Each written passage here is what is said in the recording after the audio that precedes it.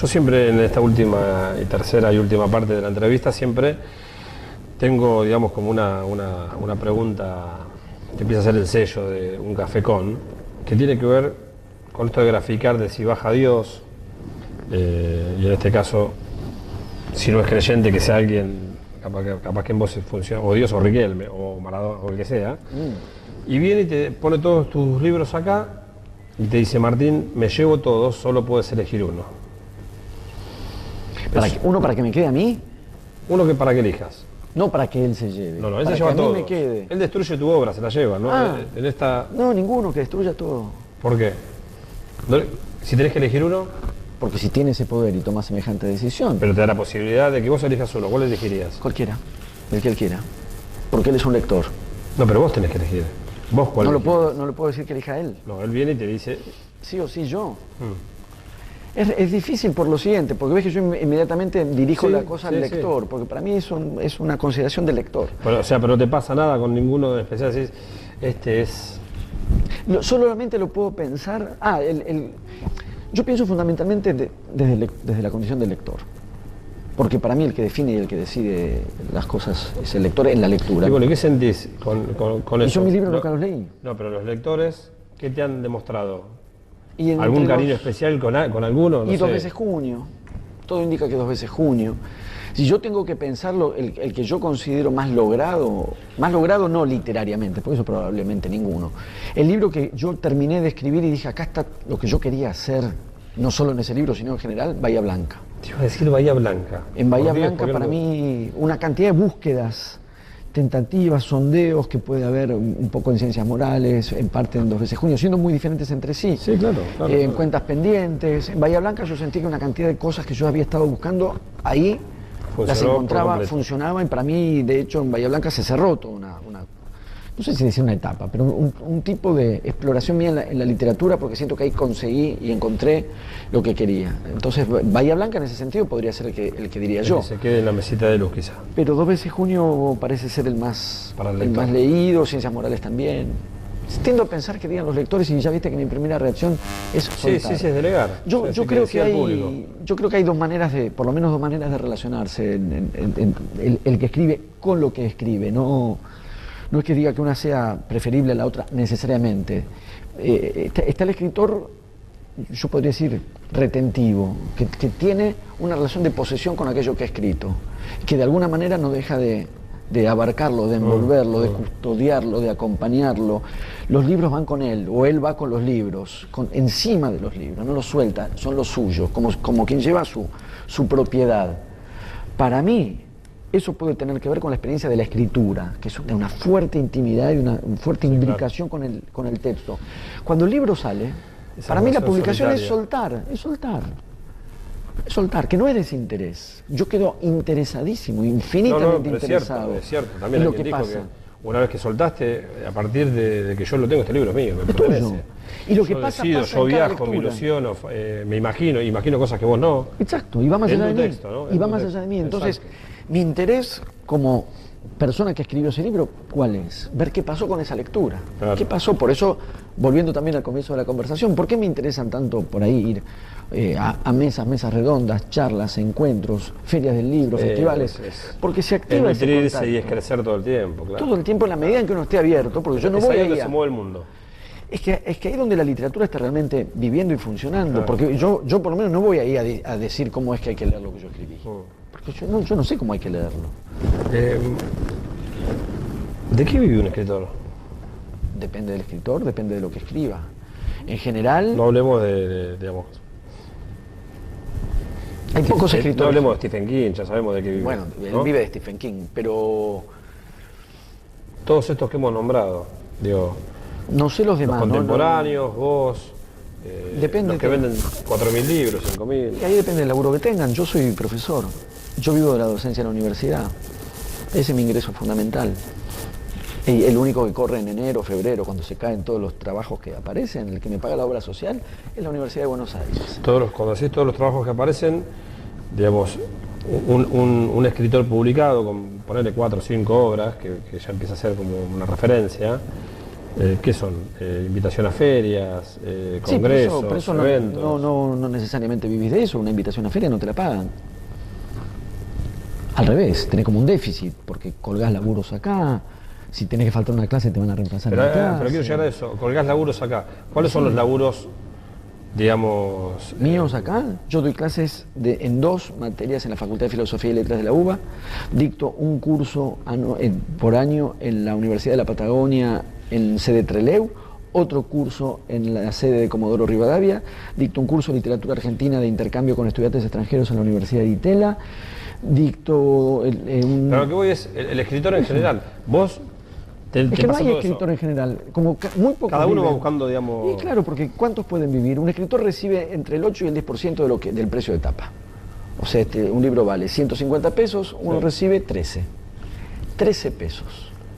Si vos vendés, ¿qué cifras estábamos manejando? 2.000 ejemplares, son 26.000 pesos en el año. Claro, son 2.000 porque los 2.000 pesos ejemplares no lo vendés en una semana. 2.000 pesos por mes con el Entonces, que hay. más vale que salgas a buscar un laburo. Son menos de 150 dólares. Los escritores que pueden vivir de lo que escriben son los que, bueno, obviamente nos estaríamos ahí manejando en márgenes diferentes, márgenes cuantitativos diferentes, pero entonces la pregunta pasa a ser, ¿cuál es el tipo de literatura que puede manejar 200, 250.000 lectores?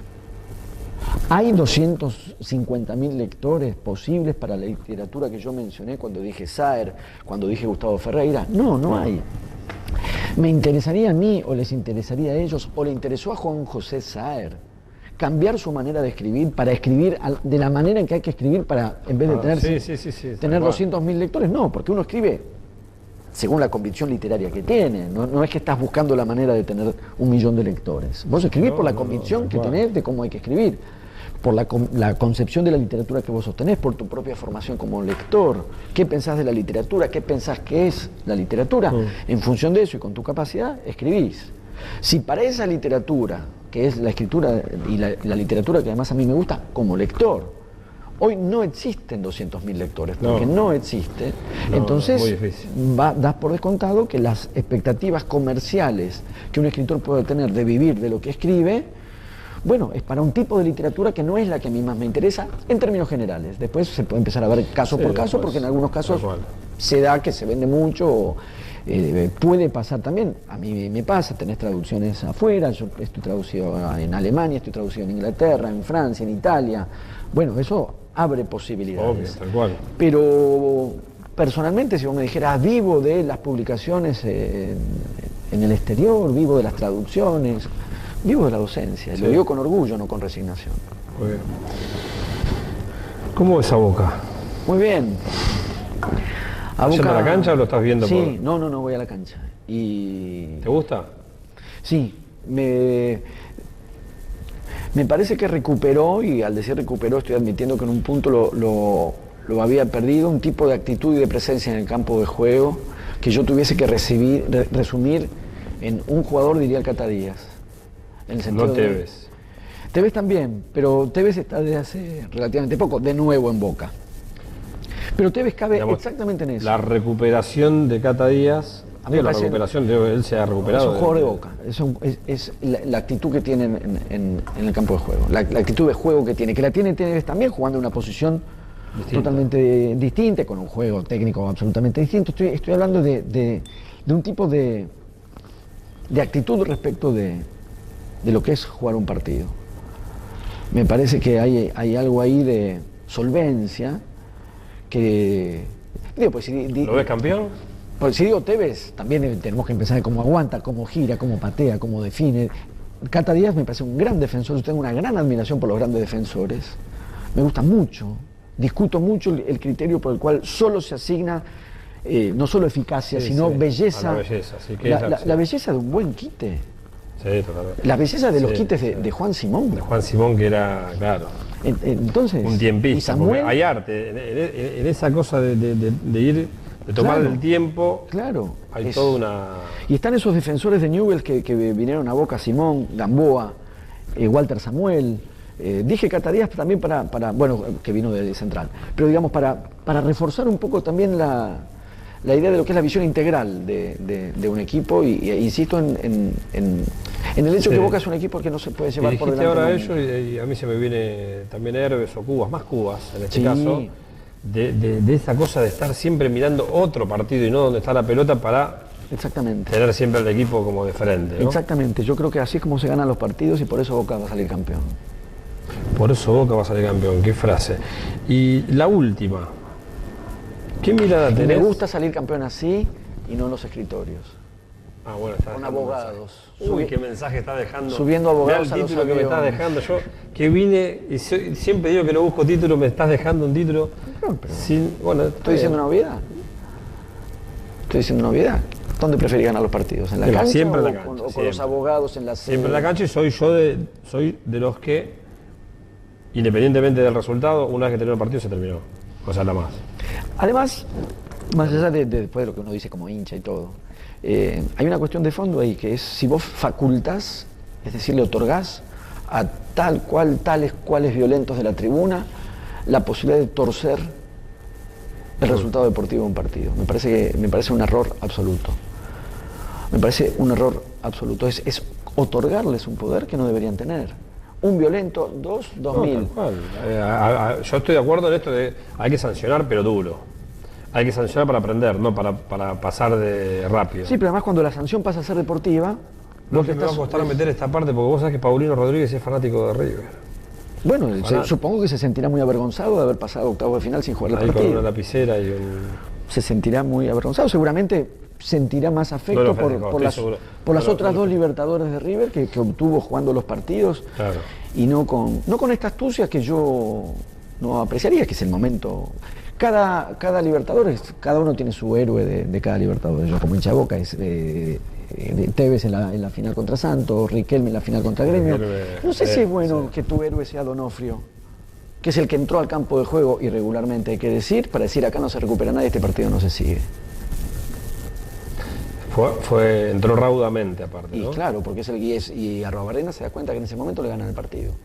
¿Por eso reacciona? Por eso reacciona, creo yo, habría que Y después quedó señalado como que generó violencia Arruabarrena.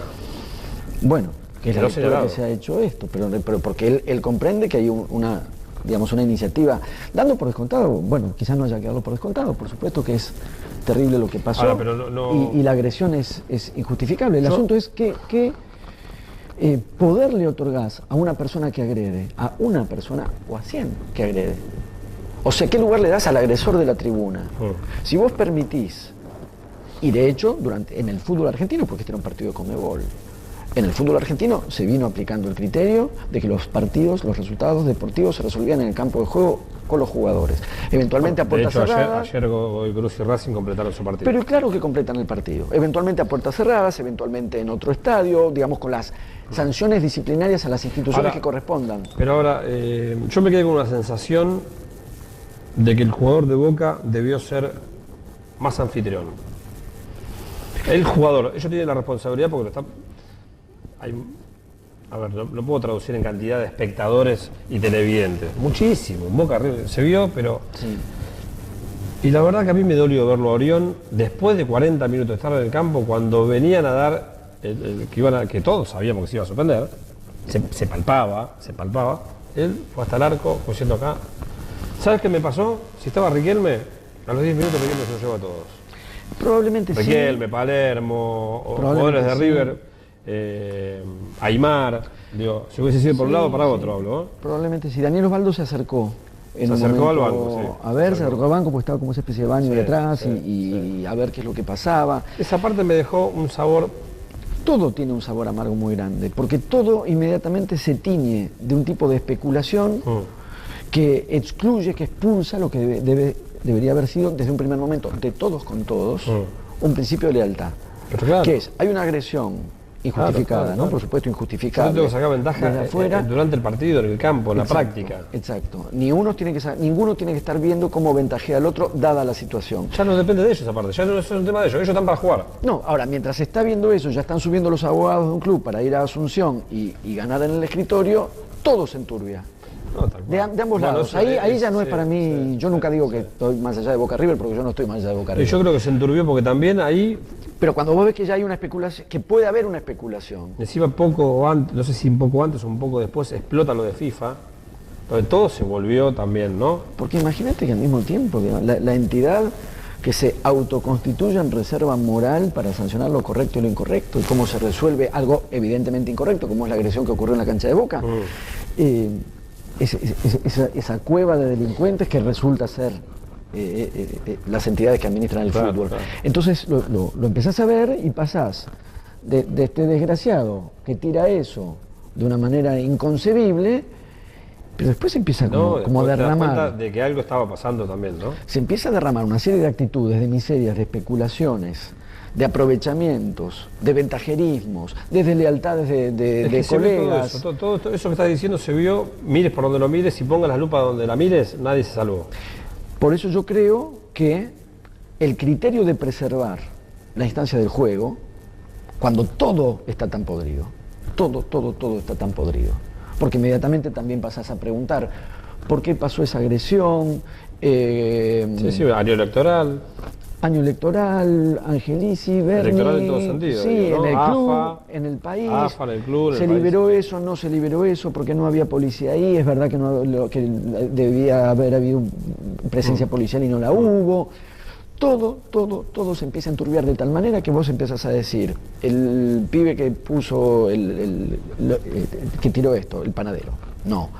La actitud de Orión, no. La actitud de Donofrio, no. La actitud de los... No.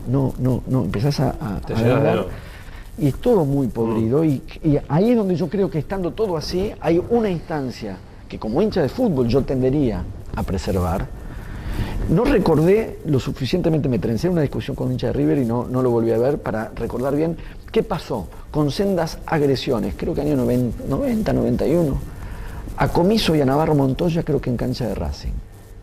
Sí. ¿Cuándo un partido se sigue y cuándo no?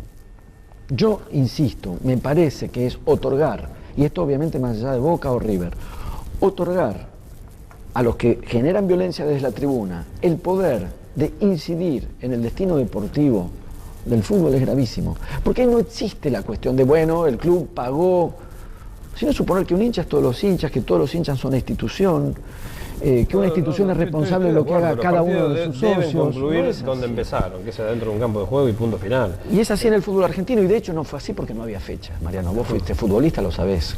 Yo tiendo a pensar eso. Conmebol no disponía de fechas porque ya estaba la llave con el Cruzeiro y había que resolver para el jueves siguiente quién viajaba. No había tiempo porque, digamos, con un criterio estricto de sanción lo aplicás siempre, haya fecha o no haya fecha. O sea, si la sanción deportiva para un caso de violencia externa, si la sanción deportiva es legítima siempre. Y si no es legítima nunca. Vos no la podés administrar según dispongas de fechas en el calendario o no. Estoy de acuerdo. Martín, la última, que la verdad que daba para otro café más, ¿no? O varios. Estamos a nada, a 20 y pico de días de elegir un presidente, una vez más, con la responsabilidad que eso conlleva. ¿Cómo es el país después de diciembre? No lo sé, cómo me gustaría a mí verlo, en el sentido de que voy a votar a Nicolás del Caño por el Frente de Izquierda de los Trabajadores, y ese voto expresa cómo me gustaría a mí ver el país. Es decir, finalmente una política en favor de los trabajadores, una política que vaya en contra de los intereses de los grandes grupos de poder que perjudican a millones de trabajadores que no van a dejar de hacerlo. Y la perspectiva deseable para mí, a donde mi voto va a ir orientado, ¿por qué voto al Frente de Izquierda? Lo voto por eso. Sabemos que no les da en las encuestas. En las encuestas al menos no. Pero entonces habría que preguntar al resto de mis compatriotas que votan otras opciones, ¿qué país quieren? Yo quiero ese. O sea, pero suponte que gane Macri, Massa o Scioli, da igual, parecen ser ellos los que están ahí y pueden llegar a tener las chances. Para vos el país, si gana cualquiera de ellos tres, ¿es lo mismo? Para mí no es lo mismo. En eso tengo una diferencia con por ahí otras posiciones también de izquierda que tienden a pensar que siempre es lo mismo, que todo eso son lo mismo. Son siempre variantes que no me convocan. De hecho, no voto a ninguno de esos tres. Por algo no voto a ninguno de esos tres. Sí, sin duda. Pero no me parece que sea lo mismo. Me parece que en el caso de Macri lo que se pone en juego es una concepción de la política de la que estoy más lejos, en el sentido de que en un caso como el de Scioli tengo diferencias ideológicas inmensas. Bueno, por empezar es peronista y yo no... Inmensas diferencias ¿Y con Massa, ideológicas. ya nombraste a Macri también? Con Massa todavía un poco más de diferencias, porque lo veo, digamos, un poco Más menos... diferencias que con Scioli. Más diferencias que con Scioli, y con Macri mucho más. Con Macri tengo incluso una... Casi podría contestar como escritor. Tengo una diferencia radical en la relación con el lenguaje. Con el lenguaje. Alguien que maneja un lenguaje tan rigurosamente simple, tan extremadamente reducido, ¿qué concepción del mundo puede tener? Punto final, claro, clarísimo, Martín. Suerte en Alemania. Muchas gracias. La seguimos con más cafés de por medio, en Fermín Libros y en Antes que Mañana con Paulino Rodríguez.